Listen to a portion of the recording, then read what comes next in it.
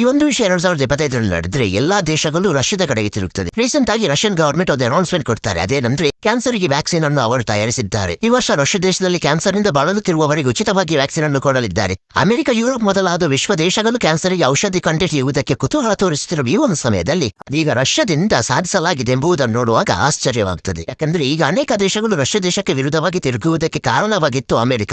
ಹಾಗೆ developed nation ಎಂಬುದಾಗಿ ಹೇಳುವ ಅಮೆರಿಕದಿಂದಲೇ ಇಲ್ಲಿಯವರೆಗೂ ಕ್ಯಾನ್ಸರ್ಗೆ ಔಷಧಿಯನ್ನು ಕಂಡುಹಿಡಿಯುವುದಕ್ಕೆ ಆಗಲಿಲ್ಲ.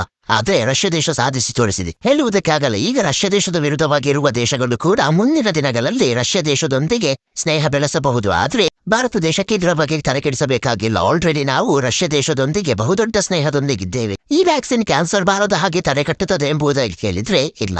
ಆಲ್ರೆಡಿ ಕ್ಯಾನ್ಸರ್ ಇಂದ ಬಳಲುತ್ತಿರುವವರಿಗೆ ಕೊಡಲಾಗಿತ್ತು. ಇದು ಅವರ ಇಮ್ಯೂನ್ ಸಿಸ್ಟಮ್ ಅನ್ನು ಸ್ಟ್ರಾಂಗ್ ಮಾಡಿ ಕ್ಯಾನ್ಸರ್ ಸೆಲ್ಸ್ ಅನ್ನು ಕಿಲ್ ಮಾಡುವುದಕ್ಕೆ ಹೆಲ್ಪ್ ಮಾಡ್ತದೆ. ಇದರ ಮೂಲಕ ಎಲ್ಲಾ ವಿಧವಾದ ಕ್ಯಾನ್ಸರ್ ಟ್ಯೂಮರ್ಸ್ ಅನ್ನು ನಮ್ಮ ದೇಹದಿಂದ ಕ್ಲಿಯರ್ ಮಾಡುವುದಕ್ಕೆ ಆಗ್ತದೆ. ಈ ವ್ಯಾಕ್ಸಿನ್ಗೆ ಭಾರತದ ಮೌಲ್ಯದ ಪ್ರಕಾರ 2.5 ಲಕ್ಷ ರೂಪಾಯಿ ಆಗ್ತದೆ. ಆದರೆ ರಷ್ಯಾವು ರಷ್ಯಾ ದೇಶದ ಜನರಿಗೆ ಉಚಿತವಾಗಿ ಕೊಡುತ್ತೇವೆ ಎಂಬುದಾಗಿ ರಷ್ಯನ್ ಗವರ್ಮೆಂಟ್ ಹೇಳಿದೆ.